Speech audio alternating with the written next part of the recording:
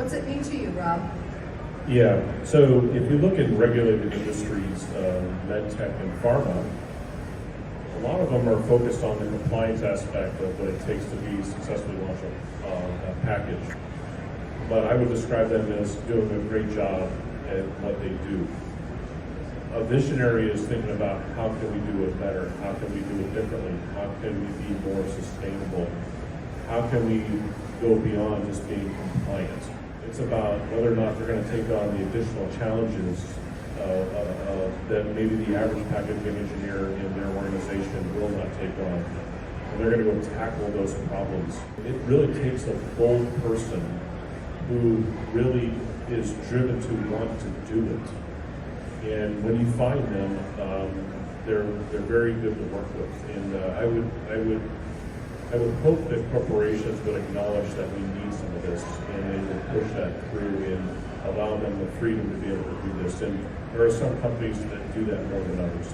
Nutraceuticals, for example, a lot of those kind of systems there require special processing in order to put the product into the package, and then the package has to be able to deal with those aspects of the process. And so it's easy just to keep on going down the status quo saying, hey, currently I aseptically fill, maybe I want to switch to hot fill or go the other way. But to be able to do that requires a huge capital investment. And so now all of a sudden you're involving a lot of different people in the organization to be able to do that, but maybe that's the right thing you need to do in order to meet your sustainability claims. So there's a lot of regulations driven by different states, and then maybe will be nationalized around, maybe the amount of recycled content that's actually in your product or in your package, right? That's a very real kind of requirement that is going on.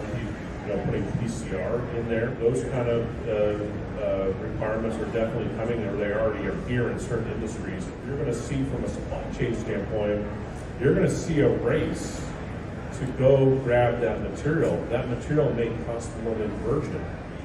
And so what you see going on in these companies that are forward thinking is they are actually going and grabbing that supply chain and blocking other people out.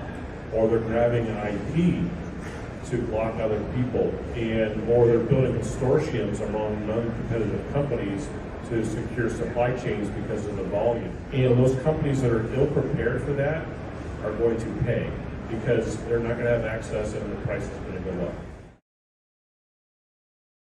Where do these leaders look for ideas and inspiration, and why there? And let me say, you can talk about where, other than Packaging Digest, of course, packagingdigest.com. Okay, after that plug, go ahead, Rob. One of the unique points of view that I get to see working across many different industries is you actually see how certain industries trail other industries or lead other industries. So I always encourage people to go look outside of their industry to see what's being done, and really go learn from them. If you're in Medtech, it's like, hey, go use the playbook from the consumer products industries from 30 years ago.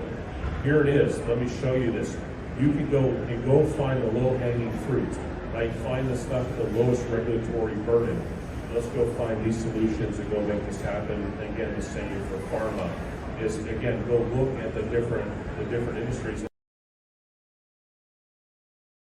They're working towards strategies to be able to ship some of these drugs around where they don't require cold chain, which cold chain is obviously going to be a sustainability problem.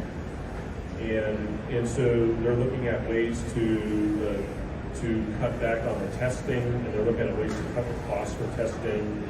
But they're also looking for ways where you need solutions for shipping product around and not destroying molecules as you ship them around from shear or vibration. So this client did not let a good pandemic go to waste. They convinced BARDA to fund studies on how they could cut back on testing, large molecule drugs for shipping. And what their real intention was is that what they do for oncology drugs and things like that, some of these shipping tests can be millions and millions of dollars. And it's not because of the packaging; it's because of the product inside of it, and they have to test it to make sure it's still effective after it is shipped. And so he was looking at ways to convince the agency to accept a different form of testing that still had the same technical rigor in it. And so again, didn't let a good pandemic go to waste. So we actually then developed test methods that were funded by BARDA and were used then to support, and the claim was, well, because everybody at the time, again, they were taking advantage of the situation, we could save 100,000 doses of COVID vaccine. That was, and BARDA said, okay. What they're able to prove is they started socializing them with the FDA about there's an alternative approach to do this where we can, again, give the same results you can get in that standardized testing, but cut back on the amount of drug. And again, they're playing the long game of, thinking about oncology drugs that are coming down the pipeline there. And there's an example of really someone leading their way through this process.